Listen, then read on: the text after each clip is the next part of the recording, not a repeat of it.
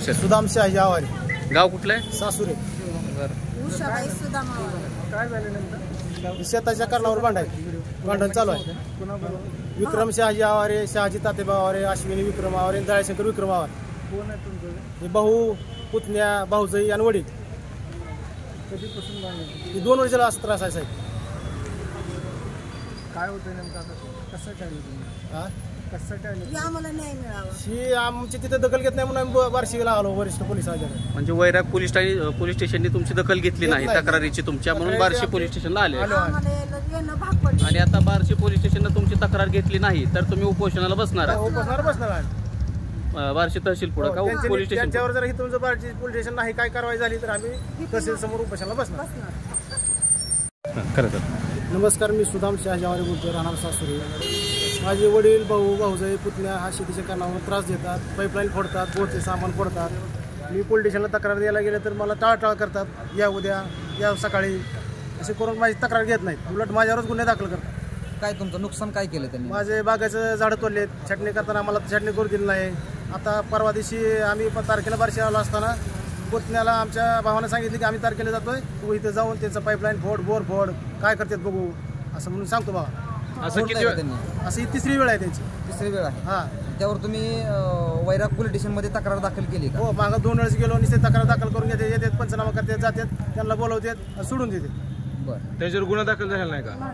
काहीच नाही, गुन्हा दाखल नाही, काय नाही. काल वैराग पोलीस स्टेशनमध्ये काल किंवा परवा 2 दिवसामध्ये काय प्रकार घडला होता का? कशासाठी म्हणजे काही मारहाण वगैरे कोणाला काही झाली? परवा दिवशी आम्ही तक्रार द्यायला आल्यानंतर आम्ही तिथे गेटच्या बाहेर आल्यानंतर आम्हाला त्यांनी तिघांनी मारलं. पण कुणी काय नाव त्यांचे? विक्रम शहाजी आवारे, दयाशंकर आवारे आणि आशाबाई आवारे. तू तक्रार का द्यायला गेला त्याच्या विरोधात म्हणून, आणि आम्हाला आमच्यावर तिथं काल गुन्हा दाखल केला आमच्यावर 107 प्रमाणे. तुमच्यावरच गुन्हा दाखल? आम्ही त्यांच्या मुलाला मारलं नसताना पण त्यांनी म्हणले की माझ्या मुलाला एकट्याला गाठून मारता का म्हणून, तुम्हाला आता बघता दोघाला पण जीवच मारता, जीवतच नाव काय करायचं की काय देणं तुला कर्ज जा असं म्हणायला लागले. ते असं काय करतात त्याचं कारण सांगा. ही जमिनीसाठी वाटप, म्हणजे जमिनीसाठी वाद आहे. वडील लोक जमीन आहे टोटल 14 एकर. यातली 20 वर्षाखाली 7 ते 8 एकराचं कोटा वाटप झालेला आहे. 2020 साली हे आमच्या वडिलांनीच माझ्या मुलांवर बक्षीसपत्र करून दिली 2.5 एकर जमीन, आणि त्याच्या नावावर 2.5 एकर करून दिली. आणि आईच्या नावावर 4 एकर होती. आई मध्ये झाल्यानंतर आमच्या दोघांच्या नावावर लागले 2-2 एकर आहे. बरोबर. मग हा जी 20 वर्षाची वाटपत्र झाले कोर्टात, की माझ्या नावावर त्यावेळेस 4.5 एकर जमीन झाली. त्यातली 2 एकर जमीन मागतो मला मागायला. असं का म्हणजे का परत का मागतो? त्यावेळेस त्यानं त्याचा हक्क सोडून दिलेला त्यातला, माझा ह्या जमीन हक्क नाही म्हणून. तसं तुमच्याकडे कागदपत्रे पुरावे? माझ्या कागदपत्रे कोर्टाची नकल आहे. 7/12/8 कोर्टाच्या हुकुमनाम्याचा आहे. मग हे पोलीस स्टेशनला सर दाखल असताना पोलीस स्टेशन दाखवलं असताना पोलीस स्टेशनमध्ये आम्ही याला काय करू शकणार, तुमचं दिवाणी आहे, तुम्ही कोर्टात जावा.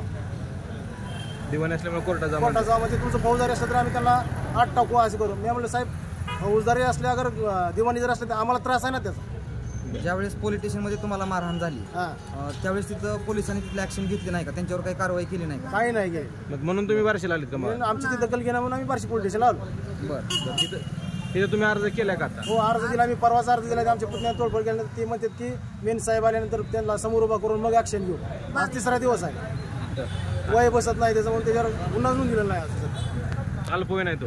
17 वर्षाचा आहे तरी मध्ये अल्पवय नाही, त्याच्यावर गुन्हा होत नाही. असं जर होत गेलं तर साहेब उद्या तू एखाद्याला जीव मारला तर मग तुम्ही उद्या म्हणणार आहो का ते अल्पवय नाही, गुन्हा होऊ शकत नाही? जीव मारायची तर धमकी, आणि ते आमच्या मुलाला धमकी देतो, तुम्ही जर शेतात आला तर जीव मारायची धमकी देतो की कारण तुमचे आई बाप नाही तोपर्यंत तुम्हाला संपवतो, तुमच्या आई बापाला संपवतो असं धमकी घालते. शेतातलं काय काय नुकसान केलं तुम्ही? शेतातलं सगळं बेलर अख्खा ओतून दिला, फवारू दिलं नाही, सगळी मोडतोड केली. आणि अजून नाही घरात येऊन घरात घुसला, पुन्हा बाहेर आणला, पळून चालला म्हणून आम्ही दोघा नवरा बायकोनी त्याला गाडीवर टाकलं आणि पोलीस स्टेशनला घेऊन आला. तरी पण त्यानं म्हणायला लागला की तिथं पोलीस स्टेशनला आलं तर आम्ही 5 बोटांना नाही शिवताना म्हणलं आम्हाला यांनी काठीनं मारले. कारण ती पंप काढताना त्याचा पंप ती लोखंड त्याच्या स्वतःकडून लागलं, ती आमच्यावर आळ घेतला त्यानं. आणि पोलिसांनी की त्याला पुन्हा सरकारी दवाखान्यात लावलं आणि आमच्यावरच केस केली त्यानं. त्यावेळेस मी त्यांना दिवसभर गुन्हा करून त्याचीच केस आमच्यावर केली. त्यावेळेस त्याला लागले, ती मोडताना त्याच्या पायाला लागले की मला साहेब मला हाणले. आम्ही हाणले तर आम्ही आता तर म्हणजे जस्ट 20 मिनिटापूर्वी आम्ही बार्शीत होतो. तिथली तारीख करून आम्हाला घरच्या मुलांना फोन केल्यानंतर आम्ही फास्ट गेलो गाडीवर. गेलं तर आम्ही पळून चालतो, त्याला धरून पोलीस स्टेशन गेलो. म्हणजे एकीकडं तुमच्यावर की तुमचा भाऊ आणि पुतण्या अन्याय करतो आणि दुसरीकडे पोलीस प्रशासन तुमची दखल घेत नाही. आता पुढची भूमिका तुमची काय असेल? आम्हाला ह्याचा न्याय मिळावा, नसेल तर आम्ही उपोषणाला बसणार. बरं पोलीस स्टेशन दखल घेत नाही. 24 तास काय मी नवऱ्याला धरून बसणार आहे का? नवऱ्याच्या माझ्या जीवाला धोका आहे, लेकरांच्या जीवाला धोका आहे. लेकरं शाळेत जायची बेई लागली, घरात बसायला लागली.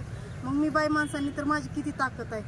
मग ह्यांना सारखं 4 जागी एकट्याला गाठून मारते. मग त्याच्यावर इलाज काय? मग ही पोलीस स्टेशन दखल घेत नाही, मग आम्ही कुणाच्या जीवावर जगणार? आमची 2 ठिकाणी जमीन आहे, एक गावाच्या अलीकडे आहे, एक गावाच्या पलीकडे आहे. तिकडे गेले की महागाई तिथलं लगेच काय करतो का जमीन? काहीच करू दे. तिथल्या जमीन झालं काहीच करू द्यायचं. आज सध्या आम्हाला आज प्यायची पाण्याची पंचायत आहे. जेवढं प्यायला येतं पाणी ती सुद्धा बंद करून टाकलं. आणि शेजारीच पाणी भरपूर घेऊन द्यायचं. बोरचं पिकाचं नुकसान करतो. बोरचं पिकाचं पीक काढायला आली काढू द्यायचं नाही. त्या जनावरं सोडायची त्याचे सुद्धा पोट आहेत माझ्या. सगळे पुरावे तुमच्याकडे आहेत. माझ्याकडे पुरावे आहे. जनावर सोयाबीन मध्ये बांधले त्याचे सुद्धा पोट आहेत माझ्या. तुमची मागणी अशी आहे की तुम्हाला न्याय मिळाला पाहिजे. मला न्याय मिळाला पाहिजे. हे आमचं कोर्टात चालू आहे. मी म्हणतोय कोर्टात चालू ठीक आहे. ज्या दिवशी कोर्टात मला सांगितलं ही जमीन त्याची आहे त्याची आहे, तोपर्यंत तुम्हाला जमीन अडवायचं काही अधिकार नाही. तुमच्या नावावर सगळं क्षेत्र असताना माझ्या नावावर माझे वैयक्तिक 7, 12, 8 सेपरेट असताना सुद्धा करू देत नाही. ह्यांच्यापासून आमच्या जीवाला 5 जणांचा धोका आहे. ही सारखं आम्हाला धमकी घालते, ती सारखं आमच्या पाठीमाग असते. ती 24 तास काही नवऱ्याला मी राखण बसणार नाही, कारण पोटाला खायला लागते. मग त्यांनी ट्रॅक्टरवर कामाला जाते. ती घराच्या भोवताली हेलपाटा घालते, ती चक्रा घालते, ती बघते, ती आधी म्हाताऱ्याला मोहरी करते, ती पुन्हा ही सगळी येऊन एकत्र येऊन आम्हाला मारते. ती असा त्रास देते ती आम्हाला. पहिल्यापासून तुमचं नाव सांगितलं, तुमचे पैसे